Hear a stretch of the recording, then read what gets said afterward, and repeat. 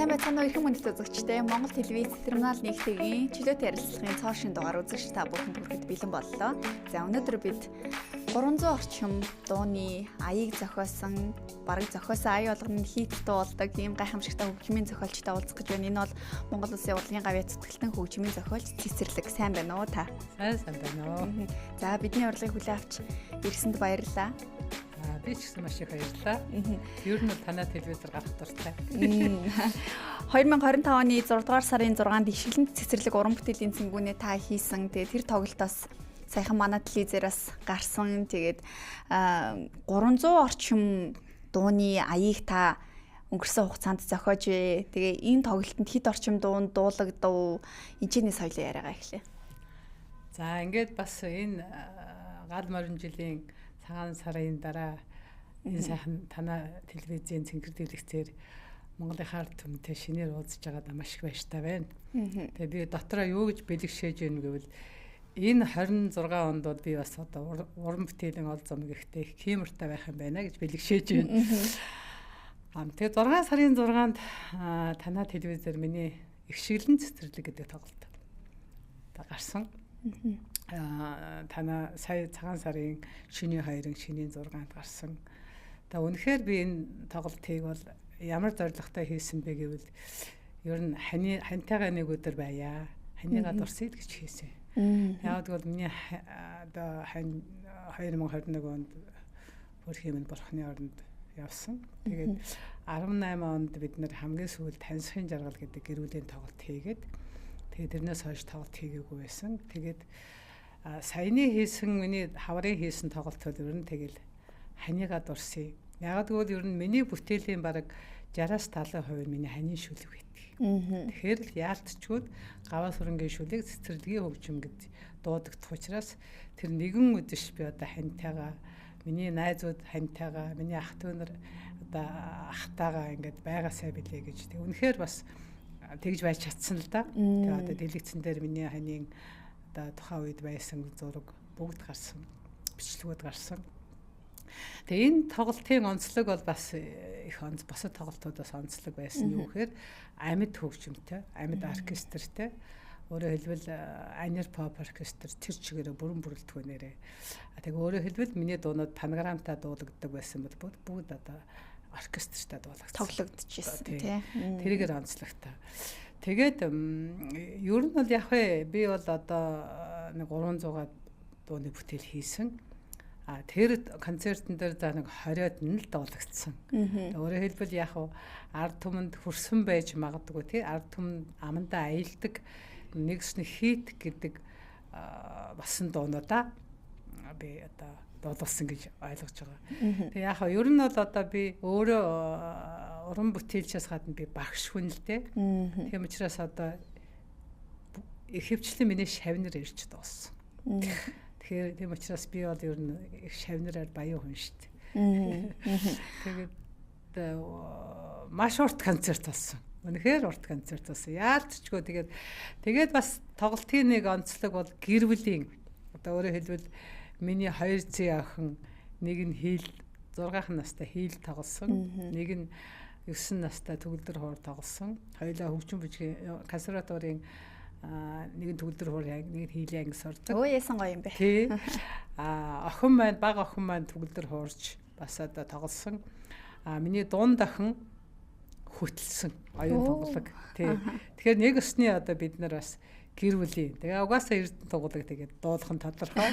Тий. Эрдэнэ тоглог нөгөө хуучны партнер Батсайхантайгаа өөрийнхөө одоо анх гарч ирсэн Хансхийн жаргал гэдэг дуугаа оркестртэй дуулаад үнэхээр сэтгэл хөдлөн байсан. Тэгээд Хансхийн жаргал дууны шүлгийг таны хань Мартин 8-ны бэлэг болгож бас өгчээсэн гэж би уншиж ирсэн. Төгөлдөр хууран дээр нэг шүлгийг бичээд тавьсан байсан гэд. Тий, тэр бол яалтчгүй миний Мартин 8-ны бэлэг шүү дээ. Тэгээ яг ер нь хань минь бол одоо ингээд эргээд бодоод байхад ер нь магадгүй хайрын тухай шүлгээ дандаа хандаа зориулж бичсэн юм шиг. Дараа та ингээд эргээд харахад. Тий, эргээд харахад. Тэгээд тэр Хансхийн жаргал гэдэг дууг яалтчгүй 2003 онд надад Мартин 8-ны бэлэг гэж дээр нь хаяглаад тэгээ хандаа Мартин амны бэлэг гэж бичээд орхисон. Тэгээд би тэрэнд үнэхээр одоо сэтгэл хөдлөм үг нь юу байсан бэ? Зүрхийг минь гэж ирсэн мөнхийн гэгийн хайранда зүсэн гундтал хандлахтаа чамаасаа уйдахгүй гэдэг тэр мөрнөөс эхэлж би аялгаагаа маш хурдан хийсэн. Тэгээ өөрөөр хэлбэл миний сэтгэл зүрхийг хөглөж чадсан. Гайхамшигтай үнэхээр бод хүний хань эмэгтэй хүнийг их хүнийг одоо тэгж одоо хайрлахаас илүү одоо хайр гэж юу байх вэ? Тийм сайхан дууны шүлгээр бэлэг бариад өнөөдөр тэр дуу 23 жил болчихсон байна тий. Намайг 10 жилийн сурагч байхад тэр дуу хит болж исэн. Тухайн үед зохиолын дуучид бас яг партнеророо ингээ хамтарч дуулдаг бас ид яг модонд орж исэн шүү дээ тий. Жавхлан баясгалан гээл оюума бат эрдэн одоо бат сайхан эрдэн тунгалаг гэл ингээл ерөөсө холбоо өгшиг хоорондоо ингээл хамт бүр хилэгддэг байсан. Тэгээд яг тухайн үед дуучин эрдэн тунгалаг бат сайхан нарын хансхийн жаргал гэж дуу ингээд олон хүний хайр хүндэтгэлийг хүлээсэн их сайхан дуу болсон. Тэгээ одоо бас эргээ харахад 23 жил их урт хугацаа өнгөрчээ тийм ээ. Тэгээ яг одоо ингээд би юунд их баярлж явдаг вөхөр бас одоо энэ урт хугацаанд бас дуу маань одоо хэрнээ ишгэлж байгаад л одоо уран бүтээлч хүний хувьд те одоо уран бүтээл гэдэг чинь угаасаа ард түмч шүүдгэн штэ одоо сайн бүтээл үлдэнэ сар бүтээлүүд тэгээд нэг дуулагдаад хаягддаг.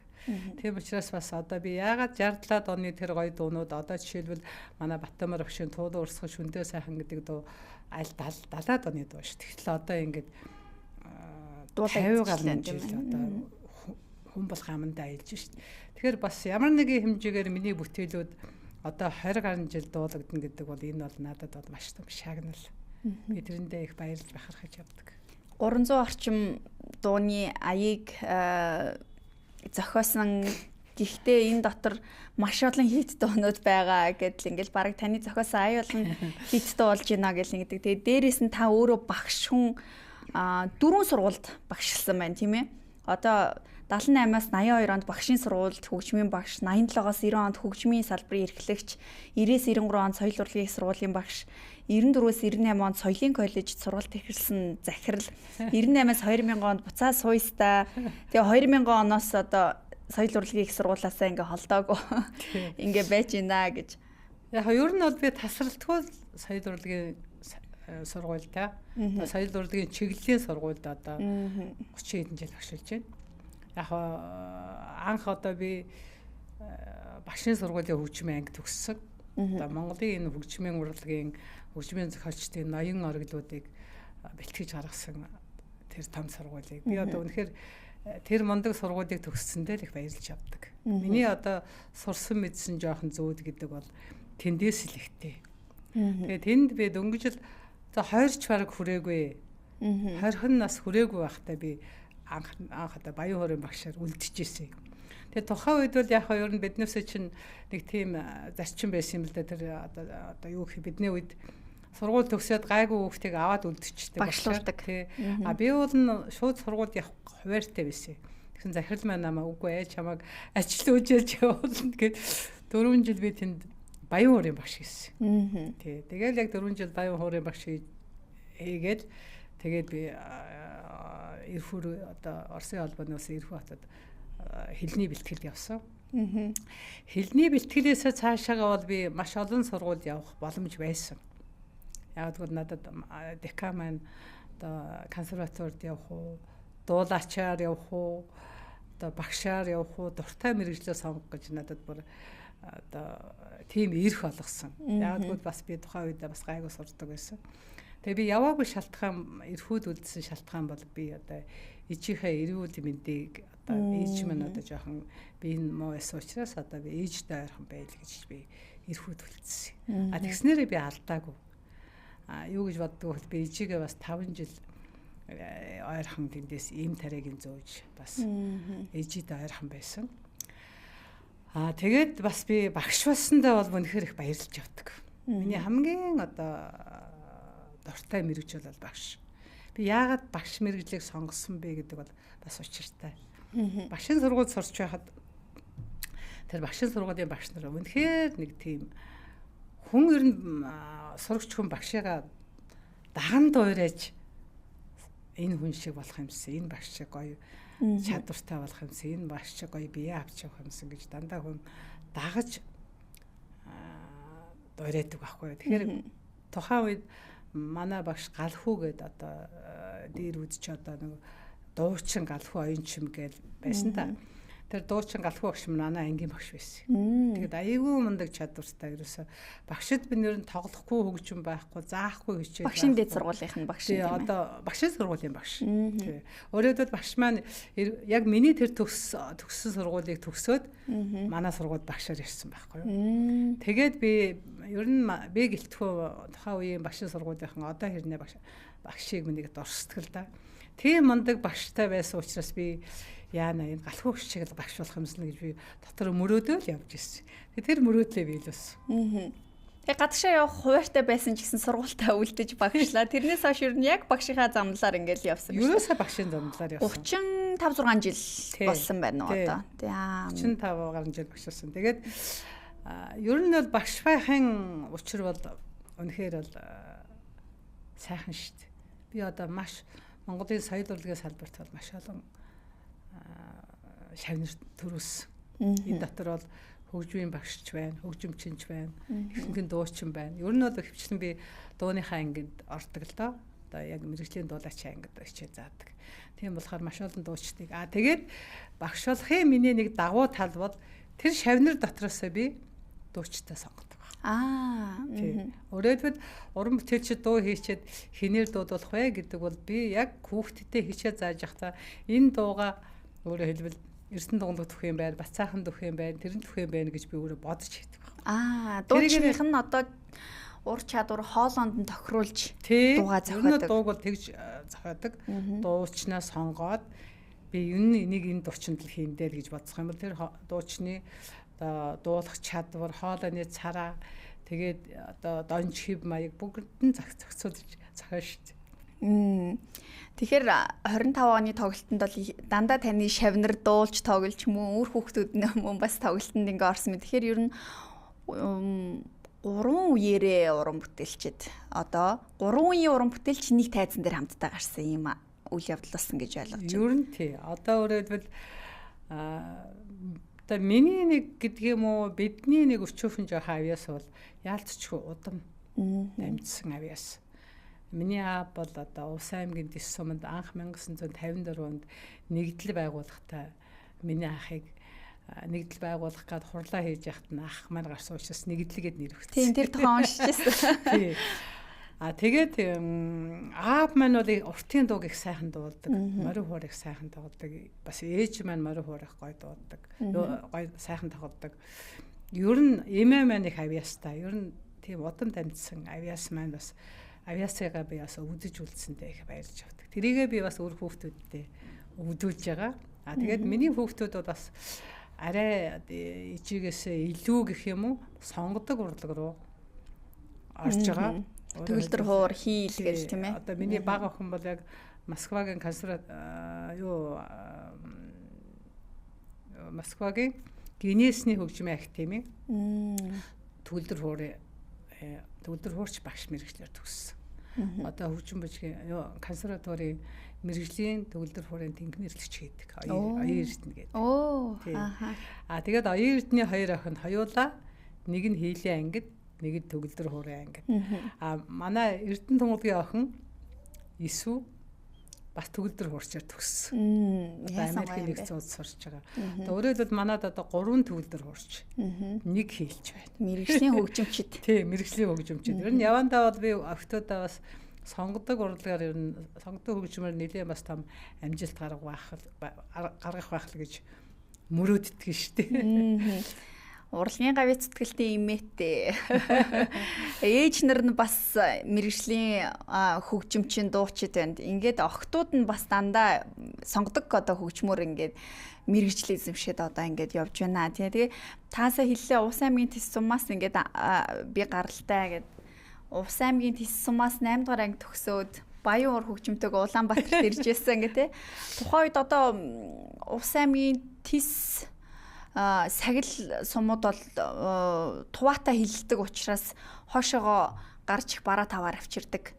Одоо ч ер нь тийм бас байгаа штэ тийм ээ. Тэгэхээр айл болгон бас баян уур хөгжимтэй байсан. Ер нь их хөгжмийн соёл тэр үед одоо тис суманд ялангуяа таны нутгалж исэн газраар бол айлууд их дуутай, хууртай, сайхан хөгжимддэг байсан гэж уншиж ирсэн юм байна.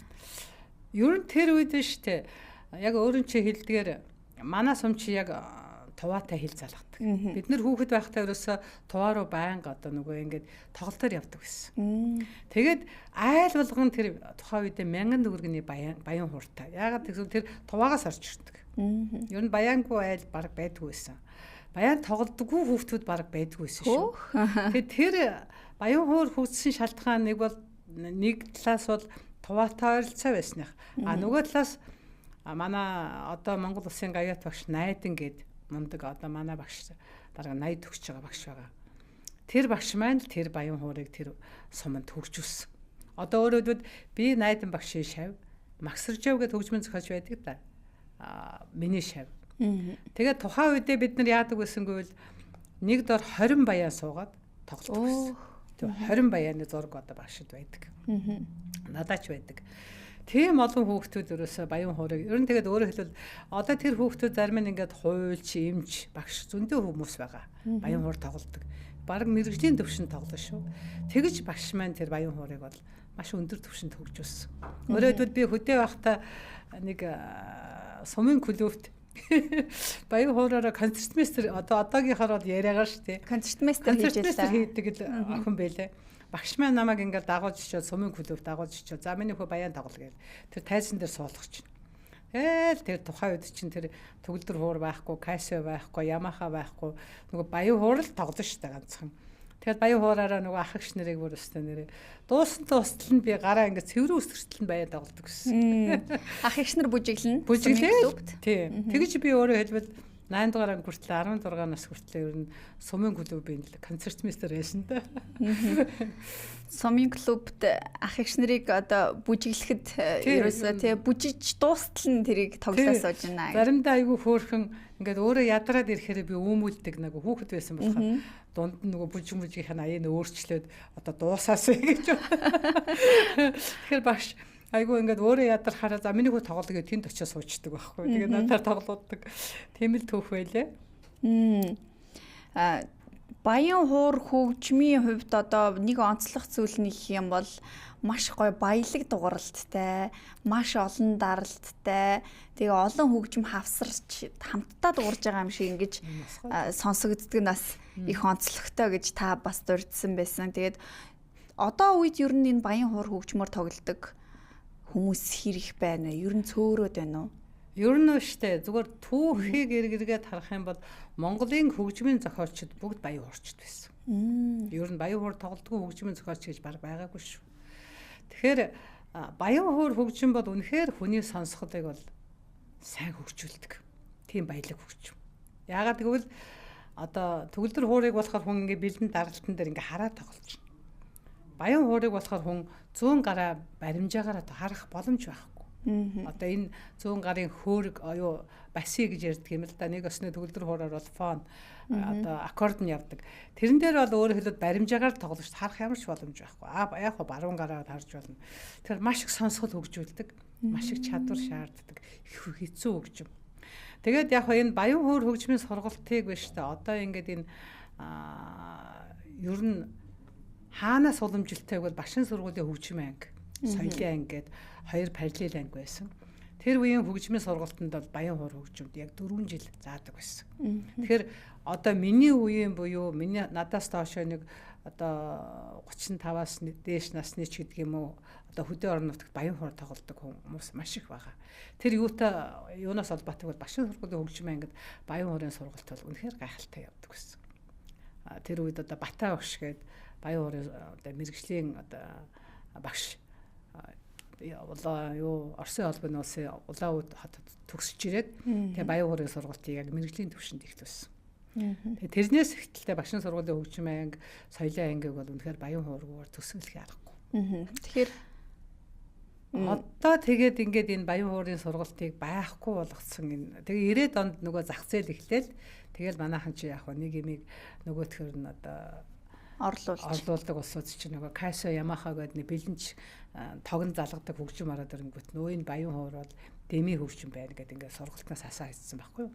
Тэгэхээр яагаад баян хуур хөгжим Монголын одоо энэ манай орны нөхцөлд хамгийн тохиромжтой гэвэл нүүдлийн соёл иргэн шинжилгээ авсаархан аваад явхад авсаархан эвдрэхгүй хэмхэрэхгүй одоо жишээлбэл 10 жилийн сургууль хүүхд багш нар хичээл заахтаа нэг ангид ингээд тэрвэрч орж хичээлээ заачаад дараагийн анги руу тэрвэрч ороод хичээлээ заачдаг юм хялбар тэг эвдрэхгүй бүх одоо нөгөө хөг гарахгүй одоо төгөлдөр өөрчийн ингээд удаан байхаар хөг нь гарчдаг баян хуур бол хөг нь гарахгүй ийм уулын тохиромжтой хөгжим байхгүй юу. Тэгээ яг нь ер нь би бас мэрэгжлийн хүний хувьд бол энэ баян хуурын хөгжмийг сэргээгээсээ билээ гэж их боддог.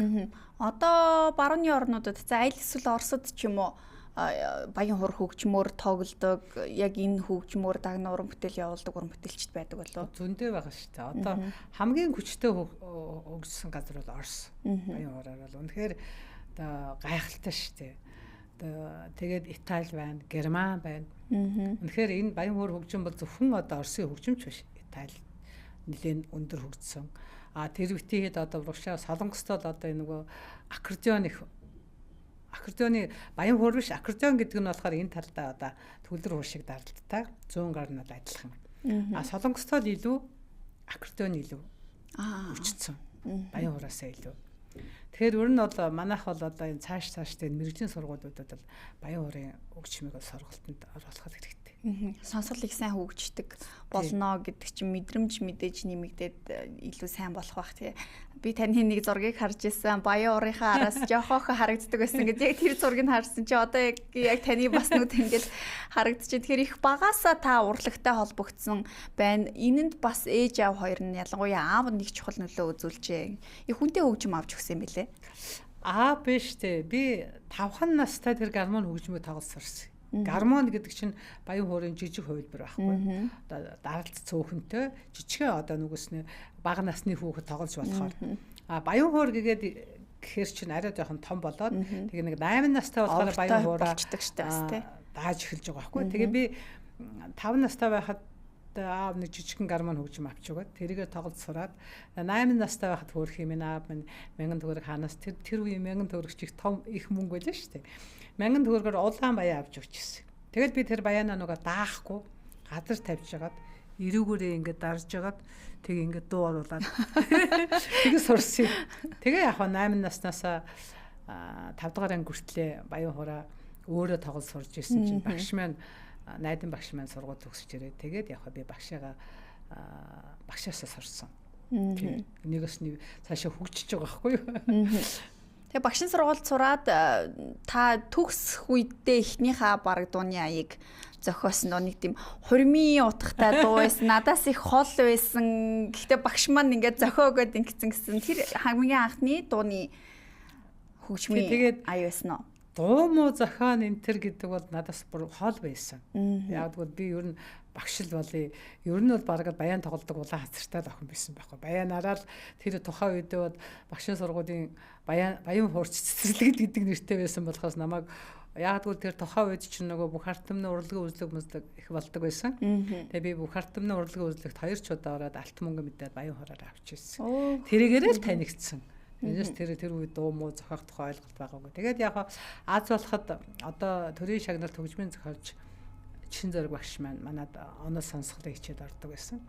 Тэгээ яг багш хүмүүс чинь ингээд нөгөө багш чинь нөгөө хичээд орж явахтаа бодвол оюутнуудаа хараад энийг гайгүй хөөхтэй байна гэж харсан байлгүй намайг тоож тэг чи нэг юм хийдэ гэхээр нь би багшаа би тань шиг мундаг биш штэ гэд.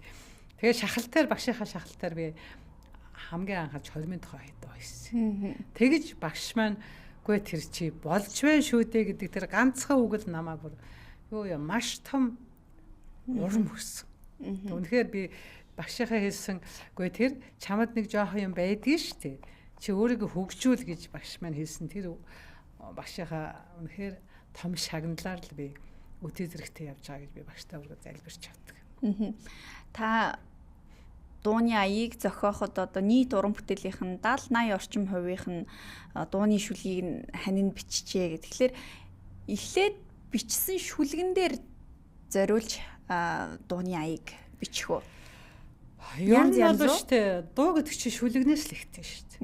Шүлгээ харж ээж аялгау буун. Шүлэг ямар хөө одоо хайрцагтай, дууны хайрцагтай, ямар хөө өнгө төрхтэй, ямар хөө аялгаутай дуу болох уу гэдэг нь шууд шүлэгнээс харагддаг. Тэгэхээр шүлэг сайн байвал аялгау өөрөө ордог. Шүлэг муу байвал бид нар яг ноот халуудаг. Нөгөө жоохон сурсан мэдснээрээ. Тэгэхээр шүлэг сайн байвал гоё аялгау төрдөг байхгүй. Шүлэгнээс бүгд ихтэй.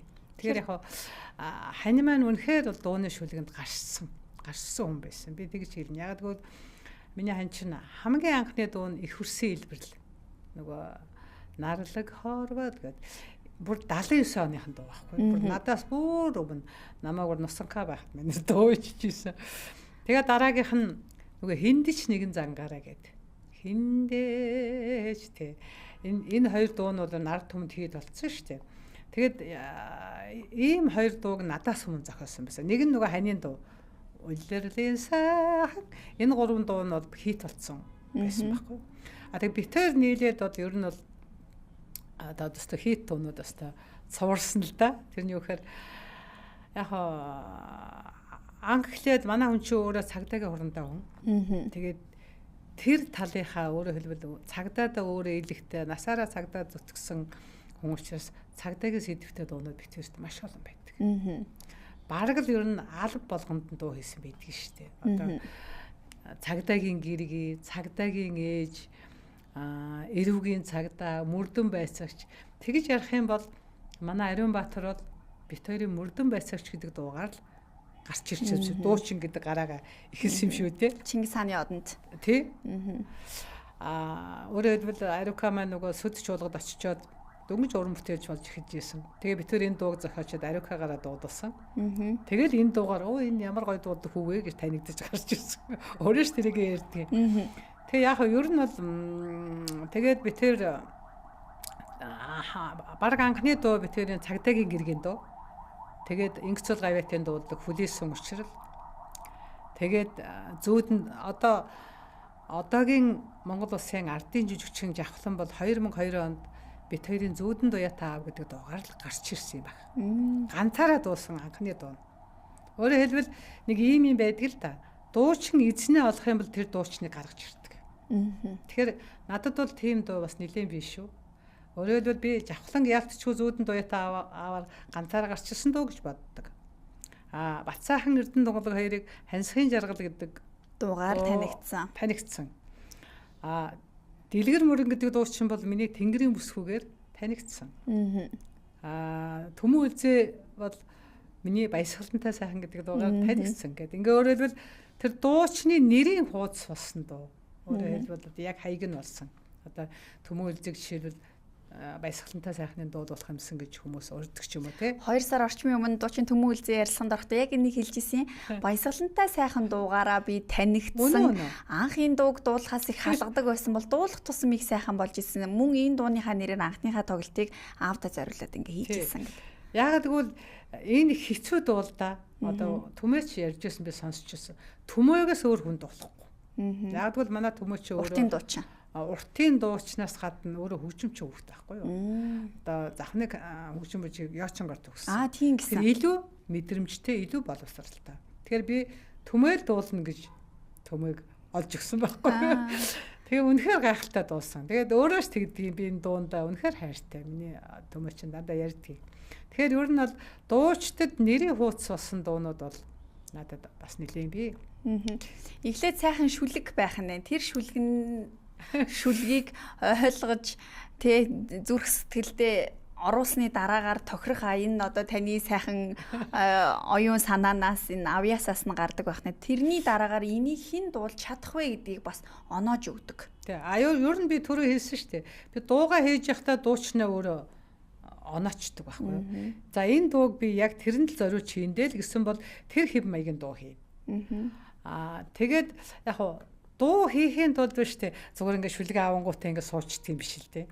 Маш олон өдөр авч явна. Зарим дууг бол ингээд машиндаа тавиад харна, гэртээ цайгаа ууж явахдаа харна, бодно ингэж жагаад.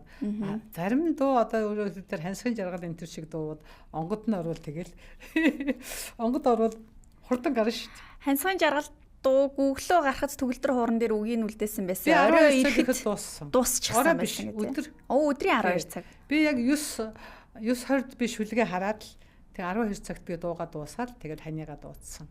Тэгээд сонсоод үйлжсэн гэсэн. Маш хурдан ирсэн.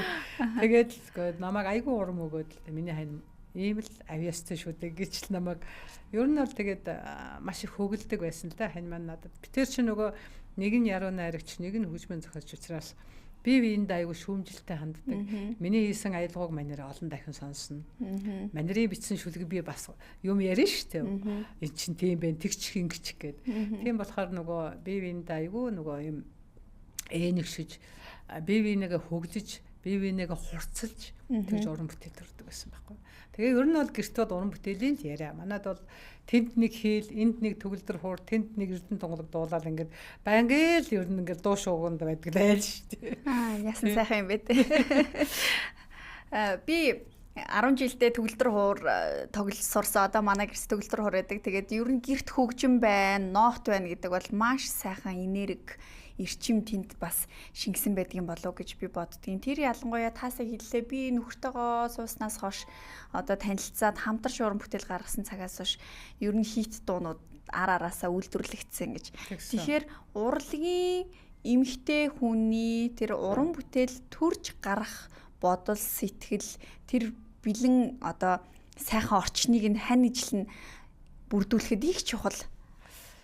Тэгэлгүй одоо ингээд миний хань чи ингэдэг байсан байхгүй. За нэг цаг наргүй цагдаагийн ажилтай хүн чинь зав баг байдаг шүү дээ. Тэгэхээр хагас утсан цайнд хаяа амарна. Тэгэхээр ингээд нэг намайг ингээд шууд мэдэрдэг байхгүй. За одоо л миний хань нэг онгод нь орох гээд байгаа юм энэ гэдэг байхгүй. Тэгэнгүүт нь би үгүй нэг юм хийчмээр байна гэдэг нь цаа өрөөнд ор хаалгаа хаачих. Хань одоо өнөөдөр хоол хий гэдэг байхгүй. Тэгэл би өрөөндөө ороод шүлгээ аваад орно. Манай хүн галтайгонд үлддэг. Тэр өдөр бол манай хүн бүр гачин гоё хоолоор хүүхдүүдээ гэр бүлээ дайлдаг. Үнэхээр гоё хоол хийдэг. Манай хань бол бас янзын гоё хоол хийдэг. Тэгэл гараад ирэхэд дууга хийчихэл гараад ирэхэд бас ширээ дүүрэн засцсан зүгээр гоё хоол засцсан. Бүгдээрээ ингээд тойроо суудсан. За миний хань хоол ид. Дууга хийцэн үг бол надад айгаа гоё. Тэгэл дууга сонсохоор за ийм шүү дээ. Миний хань ингээд нэг онгод нь ороод байгаа юм шиг байсан тэгээд тэгэхээр нөгөө мэдэрдэг байхгүй миний хүн. Одоо ер нь бол нэг тийм мэдрэмж төрдөг юм л да. Нэг юм хийчихмээр юм шиг те. Өнөөдөр л нэг юм буугаад байгаа ч юм шиг нэг тийм сонир мэдрэмж. Тэгэхээр цаанаасаа зан характер алхаа гიშгэ хүртэл ингээл өөрчлөгддөг байх нэ. Тэгээ мэдрэгддэг нөгөө хүн. Мэдрэгддэг. Тэгэл би нэг тийшээ нэг гүгээд, дээшээ нэг гүгээд аль нэг суучмаар бодоод байна. Нэг юм хийчихмээр бодоод байна гингүүт нь. Цаасаа одоо манай хүний онгод орж ийн гэж тоглоод. Тэгэл нэг хаалаа ичээл босоход хамгийн хүнд юм манай хүн тэргээр нэг аяг тавг ингээд ховороо тавьчихдаг. Дараа нь тэрийг би цэвэрлэдэг байхгүй. Тэгэхээр урлагийн салбарт ажилладаг эмэгтэй хүнд хань ижлийн дэмжлэг тэр гэр бүлийн орчин ойлголцол их чухал байна тийм ээ. Тэг ер нь би тэгж боддог. Ер нь урлагийн хүнийг ойлгодог л хүн байх хэрэгтэй. Урлагийн хүн чинь үнэхээр бас арай өвөрмөц онцлогтой, өвөрмөц сэтгэхүйтэй, өвөрмөц сэтгэлийн хөдөлгөөнтэй хүмүүс шүү дээ. Зүгээр нэг тийм тэрийг ойлгодог, дэмждэг, мэдэрдэг ханил байж ижил уран бүтээл төрдөг. Уран бүтээлч сайн явна. Тэгэхээр яг хөө мэдээж хэрэг ирж бай, эмч бай, мэдээж хэрэг ханийн төшиг бол байлгүй л яг. Гэхдээ уран бүтээлч юм уу, урлагийн хүмүүс арай өөр. Тэр хүмүүсээ арай өөр өнцгөөс дэмжих хэрэгтэй. Өөр өнцгөөс нь харах хэрэгтэй. Тэгэх юм бол одоо дуучинч байсан ялгаагүй, хөгжимчинч байсан ялгаагүй шүү дээ, тий. Бүгдээр уран бүтээлчл хүмүүс гэдэг чинь шал өөр ертөнц байхгүй. Өөр ертөнцид амьдардаг хүмүүс. Өөр ертөнцид амьдардаг хүмүүс. Та бас нэг ярилцлагадад урьдсан байсан хүүхдийн дуунуудыг одоо зохиох хэрэгтэй байна. Энэ төрлийн бүтээлүүд бас ховор байна гэдэг ингэж тийм. Ер нь энэ хүүхдийн дууны аялгау яагаад ийм чухал байна? Мөн одоогийн энэ цаг үед одоо YouTube, Instagram, TikTok гэх янз янзын платформуудыг хүүхдүүд хэрэгжилж байна. За бүр тэр ялангуяа зарим дууг бүр өөрийнх нь одоо үндсэн аялгау нотоор биш бүр одоо такс холгооруулж эффектэнд оруулж бас ингэж дүрс бичлэгний ард дэвсэж сонсгож байна. Тэгэхээр энэ хүүхдүүдийн сонсголт бас их сөрөг нөлөөтэй яваанда бүр тэр бараг сонсол алдуулах хэмжээний бас тийм сөрөг үр дагавартай болов гэж хардгийн. Та хөгжмийн зохиолч хүний хувьд энийг юу гэж харах вэ? Мөн хүүхдийн дууны яагаад чухал вэ? Би одоо яг хөгжмийн зохиолч гэхээсээ илүү би бас ер нь багш хүн. Яг хөгжим заах аргын багш хүн байхгүй. Миний мэрэгжил бол. Тэгээд бас би өөрийгөө нэг зүйл зэмлж явдаг нь хүн бас нэг орчиндоо л байдаг юм л да. Би хэрвээ хүүхдийн байгууллагад ажиллаж ирсэн бол тэр чигээр би хүүхдийн уран бүтээж болох байсан байхгүй юу?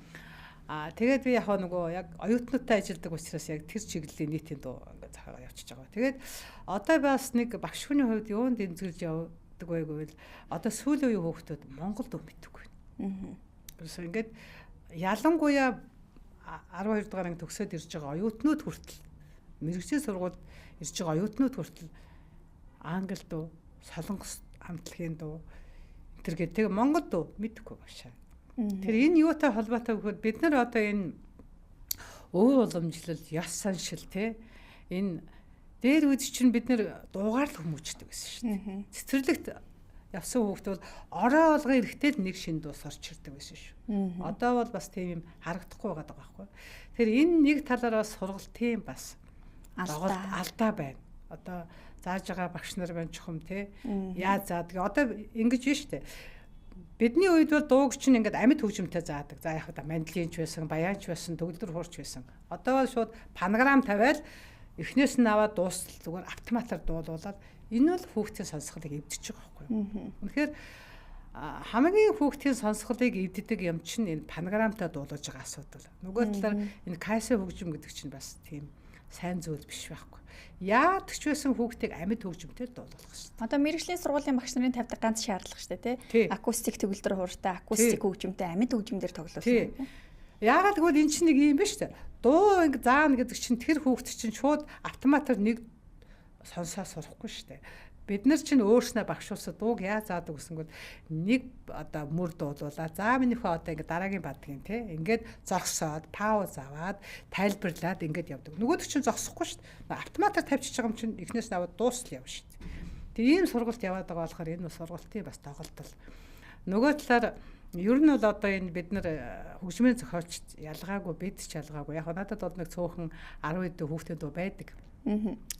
Тэгтээ бид бол яг бүр ингээ бодлогоор хүүхдийн уран бүтээлд бас бодлогоор хандмаар байгаа байхгүй хөгжмийн зохиолчд. Одоо яг зах зээлээ бодооч гэдэг юм уу бид нар ингээд арай өөр өнцгөөс харахаас илүү хүүхдэд зориулсан бүтээлийн уралдаан явуулмаар байна хөгжмийн зохиолчдын дунд хүүхдийн дунд хүүхдийн дууны уралдааныг олон зохиомоор байна. Тэгэхгүй болохоор үнэхээр одоо хүүхдүүд маань нэрээ дуу мэдэхгүй л өсөөд байна. Үнэхээр та нар ажиглаараа энэ тэнд очихоор хүүхдүүд дуу мэдэхгүй тэгэл нөгөө англи дуу бид нар чинь одоо англи дуу өсөөгүй шүү дээ. Монгол дууга маамаа наширгаа дуулж хүн болсон шүү дээ. Их хэлээрээ үндснийхаа соёл, ондоошил, тэр сэтгэлгээний онцлогийг шингээсэн мөн хүмүүжилт чухал ач холбогдол үзүүлэх үйц эерэг нөлөөтэй ийм дуунуудыг зохиох хэрэгтэй байна. Аль эсвэл олон сайхан хүүхдийн дуунууд байгаа эдгээрийг сургалтын програмд оруулж сайхан заах хэрэгтэй байна. Тий, ийм байхгүй юу. Дээр үеийн одоо бидний үеийн сургалтын хөтөлбөрт одоо жишээлбэл унганы тухай дуу, ботгоны тухай дуу, ямааны тухай дуу гэдэг. Одоо өөрөөр хэлбэл тэр малын тухай одоо тийм ээ малачхын тухай ойлголтыг хүүхэд тэр дуунаас дуу чинь тэр чигээр бүхэл бүтэн хүмүүжлийн аргууд тэр дотор явж байгаа шүү дээ. Дуугаар хүүхдийг хүмүүжүүлдэг байхгүй юу. Зүгээр нэг дуулуулад байгаа юм биш шүү дээ. Тэр дотор чинь дууны үг чинь бүгдээр утга төгөлдөр хүмүүжлийн ач холбогдолтой ээжигээ хайрлах, инэрх, тийм ээ, ээжтэй хайртай байх, аавыгаа хайрлах, эмээ өвөөгөө хайрлах тэр бүх одоо утга агуулгач чинь дуунд агуулгдсан байдаг байсан шүү дээ. Тэр чиглэлийн дуунууд маш их байсан. Одоо бол мэдхгүй сүүлийн дуунууд те яг байна л да. Гэхдээ ер нь бол одоо хүүхдэд зориулсан бүтээлийг ер нь илүү хийгээсэй л гэж би одоо өөртөө ч бас том зорилго тавьж байгаа. Тэгэхээр хүүхдийн дууны орон зай бас их чухал нөлөөтэй байна. Одоо хүүхдүүд нэг хэсэг одоо хүүхдэд зориулсан контент их байхгүй байна гэж ярьдаг байсан бол эргээд нөгөө талдаа тэрэн дотроос бас хүүхдийн дууны орон зай, их том орон зай хаягдчаад гихтчихэд байгаа юм байна гэдгийг олж харсан байна. Тэгэхээр одоо 20 жилийн өмнөх 30 жилийн өмнөх хүүхдүүдийн сонсч исэн дуу ая аялгуу одоогийн хүүхдүүдэд ер нь ямар байдлаар нөлөөлөх бол нөгөө талдаа энэ технологийн өсрөнгүү хөгжлийн дунд энэ бүтэн бадагтай, дахилттай ийм дуунуудыг хүүхдүүд маань бас сурахад анхаарал төвлөрөлт нэг бага байгаа юм болоо гэж харагдаад байна. Сургууль хүмүүжүүлэгч хүний хувьд бол одоо яг энэ цаг үед бас ямар онцлогтой, ялгаралтай дуунууд бага насны хүүхдэд илүү зохих бол яг нэг ийм байна л да. Мэдээж хэрэг тэр тухайн үеийн одоо бидний үеийн ч гэдэг юм уу бидний зааж ирсэн үеийн тэр дуунууд бол мэдээж хэрэг одооны хүүхдүүд хүлээж авахд бас үгний хувьд ч гэсэн те аялгууны хувьд ч гэсэн бас нэгэд наалтахгүй шүү дээ.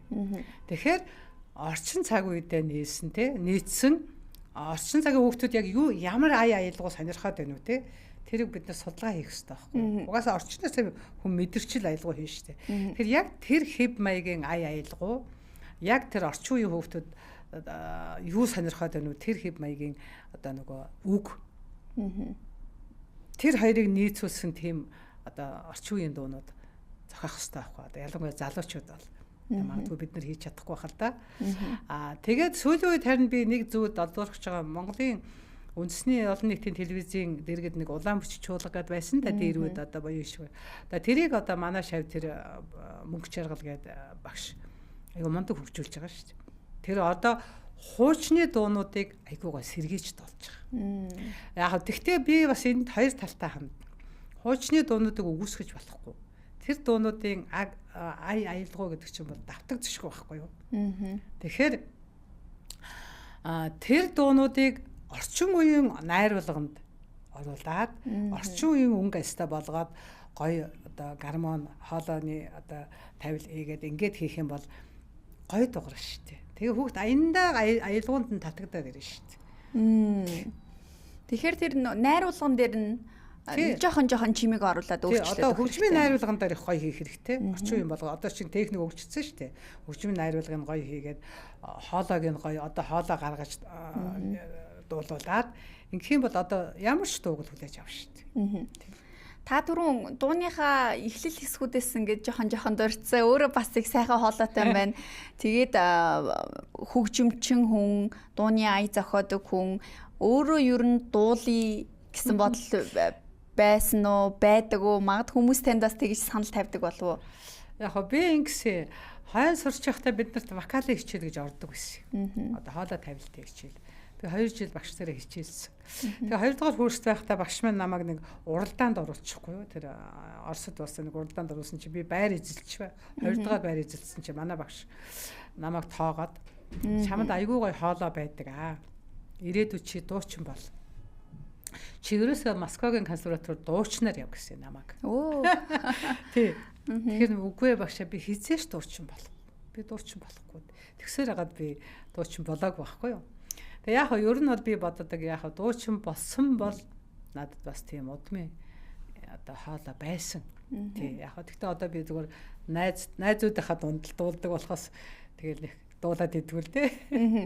Одоо таны том охин дуучин Эрдэнэ тунгалаг дуучин байна. Доошоо ол дүүнэр нь дандаа хөгжимчтэй болоо явж байна. Сая тэр танаа телевизээр манай концертыг хөтлсөн охин байна. Уул нь жүжигчин найруулагчаар Америкт сургууль төгссөн. Тэр уул нь мэрэгжлийн жүжигчин. Тэр дунд охин.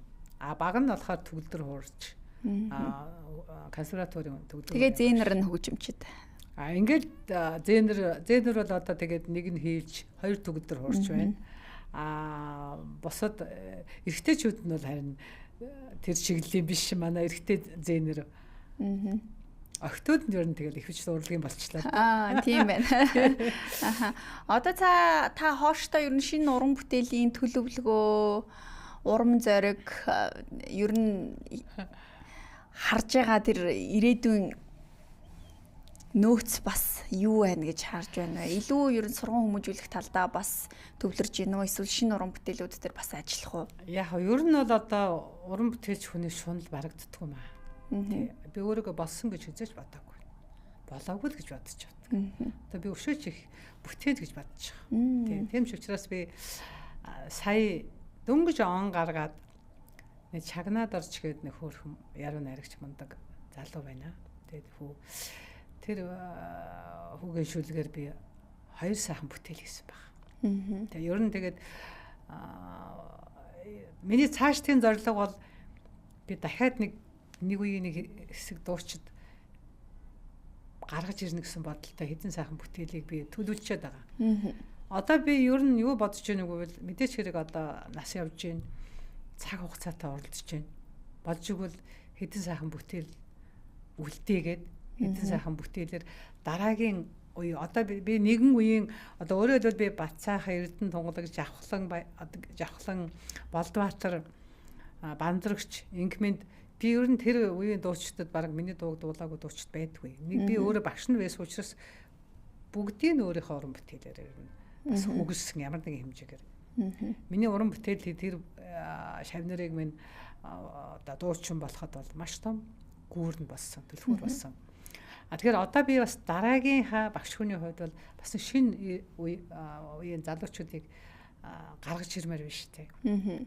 Тийм учраас би бас нөгөө хуучныхаа зарим хит дуунуудыг бас сүүлийн үеийн залуучуудад өгье гэсэн бодолтой байгаа. Оо за. Тэгээ одоо нэг дууг нь заавал нэг дуучин дуулаад өмчлөх хэрэггүй юм шүү дээ.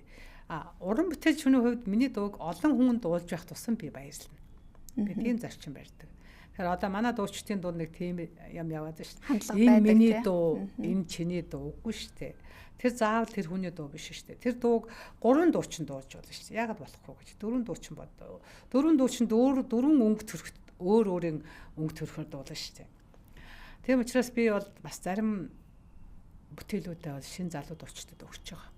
Өгч хэлж байгаа. Тэгээд та бүхэн гадарж байгаа жишээлбэл хансхийн жаргалыг бол би тэр Ням загт хандамаа гэдэг 2 шавьтай өгсөн байгаа. За миний тэр үерхлийн дууг бас нэг инг тайван даваа сүрэнгээд 2 шав маань дуулж байгаа. Одоо би бас хүлээсэн учирлаа бас нэг шинэ шавьтай өгч дуулуулах гэж байгаа. Гэх мэтлэн ер нь ингээд бас хит дуунуудаа залуу дуучдад өгч дуулуулна. Нөгөө талаар шинэ уран бүтээлээр шинэ залуучуудыг гаргаж ирэх гэсэн. Миний дараагийн төлөвлөгөө тэр байна да. Ер нь бол би уран бүтээлч хүний хувьд зогсохгүй хөдөлмөрлөхийг хичээдэг. Гой шүлгэл байвал шунал хөдөлдөг. Ер нь би энэ тэнд шүлэг их хардаг. Тэгээд бас ч хөө шүлэг голдог өөрийгөө бас мэдэхгүй тий. Яг тэгвэл би нөгөө хажуудаа бас сайхан шүлгийн мастер хантай байсан учраас тэр хэмжээнд байна уугүй гэж хардаг. Тэгэхээр яхаа жоохон сүүлийн залуучууд одоо Минжин сайхан гэдэг яруу найрагчтай би нэлээд хитэн дуу хийсэн байгаа. Одоо энэ чагнаад орж гээд бас их авьяаслаг яруу найрагч байна. Тэр яруу найрагчтай одоо 2 дахь дуугаа одоо дахиад 3 дахь дуугаа би тэр ярьсан байгаа. Тий. Шүлгээ сонгохдоо бас их шүүж, харж, анхааралтай сонгож жийж. Би зөвхөн хүний өгсөн шүлгийг шууд хийдэггүй. Заавал би эргэж энийн тэг, энийн ингмээр засмаар байна гэд би өөрөө бас мууга мэдгүй заснаа. Тэгээ ярилцаад яг эцсийн хувилбар энэ шүү гэж би шүүж тунгааж хийдэг. Тэрнээс өгсөн шүлэг болгонд байлгаа хийдэг. Тэгэхээр шүлэг бичсэн хүмүүс бас ямар байдлаар ханддаг вэ? Өө ингүүл илүү сайхан болох юм чинь гээд шууд хүлээж авах эсвэл зарим хүмүүс одоо шүлгээ өөрчлөхгүй гэдэг ч юм уу тийм хандлагууд байдаг уу? Одоо жишээлбэл би төрийн шагналтай тэр том яруу найрагч бавууд орж шүлгийг л бас засдаг хүн шүү дээ. Нөгөө өөрийн дотн дуу учраас миний дүү энэ шүлэг нэг ингэчээд байна гоо төгөө хичээгээд тий. Тэгээд ичихгүй тэр том төрийн шагналтай хүний шүлгийг. Тэгэхээр уран бүтээлч хүмүүс чинь ингээд бие биендээ одоо харилцсан одоо зөвлөгч аялгуун дээр ч хүртэл яруу найрагч нар ярьж байдаг шүү дээ. Миний энэ шүлгэн дээр та нэг ингэчмээр байна уу гэж ярьдаг шүү дээ. Тийм учраас яруу найрагч хөгжмийн зохиолч хоёр бол ер нь би нэг ийм юм боддгийг. Одоо сүүлийн үед бид нар чи ингээд бүх юм ингээд энэ нөгөө сошиал гэдэг ингээд нэг ийм амьд харилцаа байхгүй болсон. Шүлгээ чатаар явуулдаг байхгүй юу? Оо за. Тэгэхээр би хэлдэг шүлгээ цаасан дээр нь болгоод аваад ирээ. Тэгээ би чатаар шүлэг аваад гараар засах гэдэг юм тийм. Чат цаасан дээр буулгаад над дээр аваад ирээ гэж хэлдэг. Тэг ягаад гэвэл алтан үеийн хөгжмийн зохиолчид уран бүтээлчид яруу найрагчд бол дандаа хамтар сууж уран бүтээл хийдэг гэсэн. Тэр агуу яваа хулн, тэр Бадраагой, тэр Батөмөр багш, тэр одоо хэн бидгийн Бэрвагой тэд нар чи бүгдээрээ найзууд байсан. Тэгээд ярьж ээж энийг нэг ингэчмээр байна, тэгчмээр байна гэж. Тийм учраас тэр алтан үеийнхэн уран бүтээл тэгж агуу олон жилээр тасралтгүй ихчилж байгаа байхгүй. Тэгэхээр одоо би юунд яадаг вэхээр нэг шүлэг явуулаад тэрэндээ нэг аялгаа хийдэг. Энэ жоохон юм хүүтэн харилцаа биш шүү дээ. Амьд биш харилцаа үүсэт байгаа. Ойлголцол бас их холдчихоо нэ тий.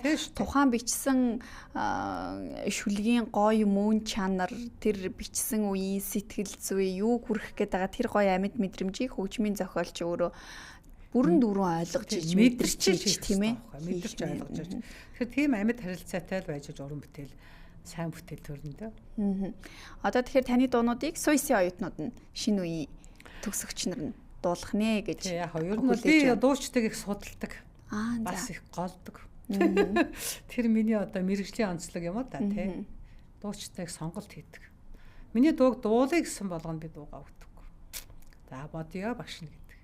Яг гэвэл энэ миний одоо дууг энэ хүн цаашаа амьдруулж чадах уу? Ард түмэнд хүргэж чадах уу гэдгийг би их боддог. Тийм учраас сонголтоо их бодож ээж, их тунгааж ээж дуугаа өгдөг дөө. Тийм ч учраас бас хит болдог баха. Тэрнээс дуулъя гэсэн болгонд ч бас дуугаа өгөөд идэггүй.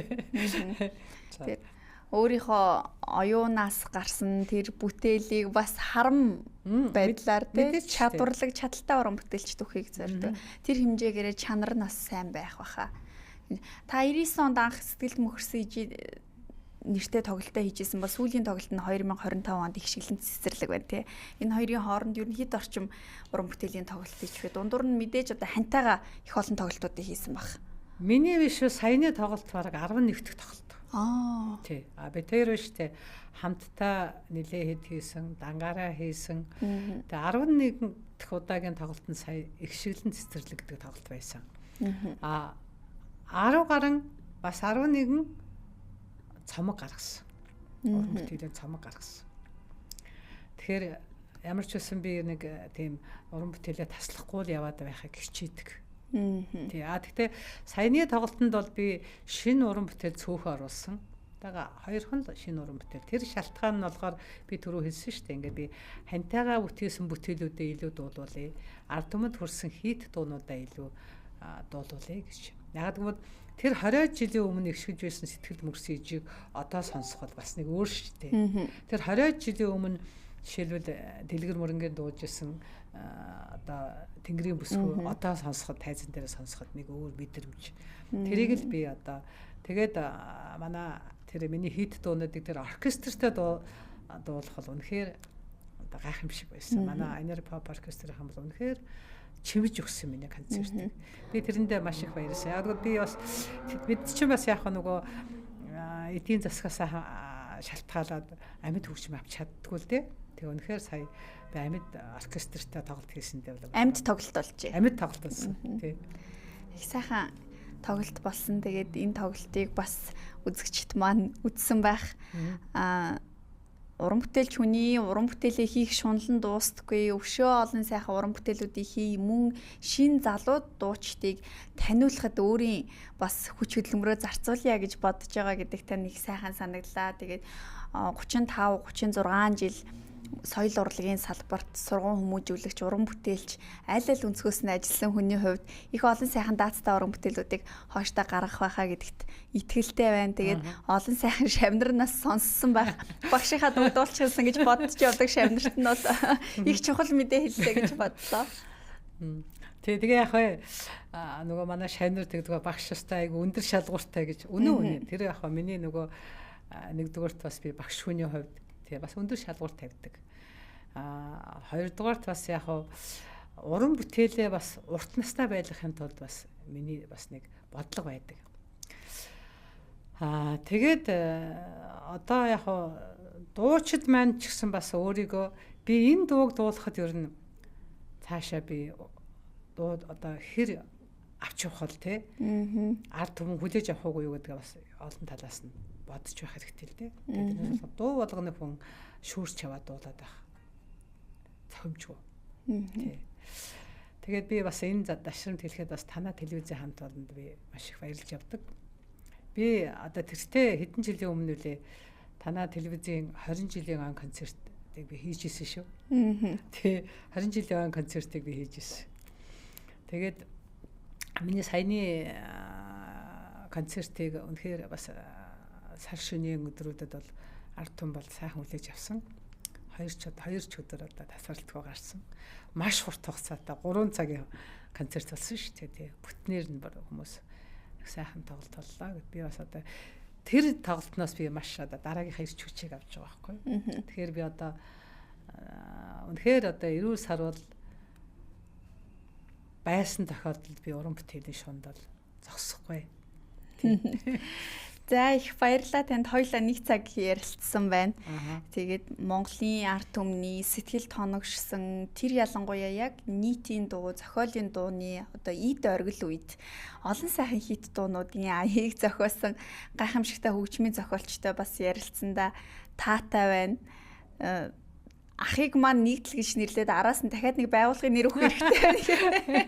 Цэцэрлэг гэж нэр өгсөн гэж та ярилцлагатаа дурдсан байсан. Би бол бодохдоо магадгүй бас олон үзэгч сонсогчд нь бодохдоо цэцэрлэг гэдгийг сайхан цэцэрлэгт хүрээл ингээд төсөөлдөг байх. Гэхдээ таны тэр уран бүтээлч гэсэн цэцэрлэгт хүрээлэнд ороод хүн олон сайхан цэцэгсэн ургамлуудын үнэрийг таашааж тэндээс их сайхан амьдралын баяр баясгал тайвширлыг авдаг шиг тийм олон сайхан уран бүтээлийг бас үзэгч түмэндээ хүргэсэн байна. Тийм учраас нэрний утга нь ч гэсэн их сайхан зохисон болоо. Их шилэн цэцэрлэг гэдэг үү? Тий. Яг ер нь бол миний нэртэй холбоотой оногоонууд маш их байдаг шүү дээ. Юу гэхээр нөгөө цэцэрлэг гэдэг нэртэй хүн их ховор байдаг юм байна л та. Тэгээд аав маань яг тэг өөрөө чи хэлдгээр өхөрдөөд ахт маань нэгдлгээд нэр өгсөн болох нь байгууллага нэр өгчээгээд сургууль цэцэрлэг яашил гэдэг 3 нэрийг жагсаар тавьчаад за тэг сургууль гэдэг нь жоохон охин хүүхдэд жоохон зохимжгүй юм да та. Тэгээд яашил гэхээр дүү гарахаар өччээгээд хадгалсан гэж. Тэгэнгүүт энэ цэцэрлэг гэдэг нь угаасаа ингээд цэцэрлэгт хүрээлэн цэцэрлэг мод те тэр утгаар нь энэ охин хүүхдэд зүгээр юм байна гэдээ өгсөн гэж аав маань ярьдаг байсан байхгүй юу. Тэгээд тэр утгаараа нөгөө миний нэртэй холбогдлолтой оногоонууд их байдаг байхгүй юу. Та манай охин одооний нөгөө консерваторийн багш охин ичи дээр нөгөө 6 настай хөгжим бүжиг сурч байгаад ээж дээр ирэхгүй ороо ирчээд нөгөө ноёдрог өгөөд орж явсан чинь манай найдлан авш гавьяач үжиг чинь хөө чи чинь цэцэрлэгээ охин билээ өсч. Гүүг би сургууль авчих. Хөөрхөн байгаас нөгөө хөгж сургууль сурдаг хүүхдийг чи цэцэрлэгээ охин уу гэхээр ээжигээ гэж бодохгүй шүү дээ. Ээжигээ гэж бодохгүй. Би сургуулах гэдэг. Тэгж хөөрхөн тийм хөөрхөн нэртэй холбогдолтой оногоонууд их байдаг шүү дээ. Тэгэхээр бас нөгөө содон нэртэй байх гэдэг бас нэг талаар гоё. Нөгөө талаар бас хэцүү. Заримдаа нэг энэ албан байгууллага ч юм уу хаач нэг банкн дээр яваад цэцэрлэхээр хэн гинэ гэхэд ингээд үгүй цэцэрлэг гэхээр ямар хачин нэртэй ямар гачин нэртэй гэдэг шүү дээ. Гэхдээ хүний нэр бол бас хүний амьдралд энэ хувь тавиланд их чухал нөлөөтэй байдаг юм болов уу гэж боддог. Яг түрүүний нөгөө хэлсэнчлэн хүн цэцэрлэгт ороод их сайхан амьдралын таашаал баяслыг авдаг шиг л одоо тийм таашаал баяслыг үзэгчдтэй, сонсогчдтой өгсөн байна гэж би бас ярилцлагынхаа төгсгөлд дурдмаар байна. Би нэг ганц үг. Миний хамгийн их одоо талархаж бахархаж мөргөд залбирч явдаг зүйл бол миний ээжээ аав хоёр. Юу гэхээр намааг энэ урлаг руу чиглүүлсэн хүн бол миний аав. Яалтчгүй хар багаас минь аав минь надад хар ажил хийлгдэг. Тэр үед чинь бид нар нөгөө ус түлээ мод хагалдаг, ус авдаг байдаг. Тэгээд ус авах гээд явхаар аав минь хойноос гүйж ирээд миний охин бити аав нь авчиг гэл. Тэгээд ерөө санаа миний гар хүрээ өдөрч гээд надад юм хийлгдэг. Тэгээд ер нь бол хар багаасаа л охиныгоо урлагийн болох гэж зүтгэсэн. Би тэгээд юунд их залбирч явдаг вөхөр миний ээжээ аав насан туршдаа охиныгоо тэжих хэмжээний л болгоол үлдээсэн байгаа байхгүй юу. Тэгээ би ямар бизнес эрхлэгч биш тий. Гэхдээ одоо өдийн хэмжээний уран бүтээж болгож охиныгоо өдий зэрэгтэй явж яваад тэр хоёр бурханы л одоо буян тийм учраас би одоо мөнхийн л өглөө босглоо мэжээ аав хоёртой залбирдаг та. Насаараа ард түмнийхээ дунд сайн сайхан нэр хүндтэй амьдрах тэр урлагийн боловсролыг сайхан эзэмшүүлжээ, дэмжижээ гэж тийм ээ. За танд их баярлалаа. Цаашдынх нь уран бүтээлд амжилт хүсье. Өнөөдөр бидний студид бидний урилгыг хүлээн авч ирсэн явдал дахин талархал илэрхийлье. За танай телевизийн хамт олд маш их баярлалаа. Тэр тусмаа одоо ингээд дөнгөж саяхан миний бүхэл бүтэн концертыг 3 цаг гаргаад дараас нь ингээд энэ бас гоё ард түмний дуртай сонсох дуртай энэ сайхан терминал гэдэг нэвтрүүлгэнд орж оролцуулсан танай сайхан хамт олонд баярлалаа. Ингээд уран бүтээлийн амжилт хүсье. Баярлалаа танд. За үзэгчдээ бид өнөөдөр Монгол Улсын урлагийн гавьяц үзэсгэлэнтэн хөгжмийн зохиолч Цэцэрлэгтэй ярилцлаа. Энэ ярилцлага Монгол телевиз терминал пэйж дээр хадгалагдана. Мөн YouTube хуудсанд терминал нэгтгэх чанел руу ороод чөлөөт ярилцлага плейлистэнд энэ ярилцлага нэмэгдэх болно. Тэгээ та бүхэн дахин давтан үзэх боломжтой. Эх 7 хоногт шинэ зочинтойгоор иргэн уулзъя. Баяртай.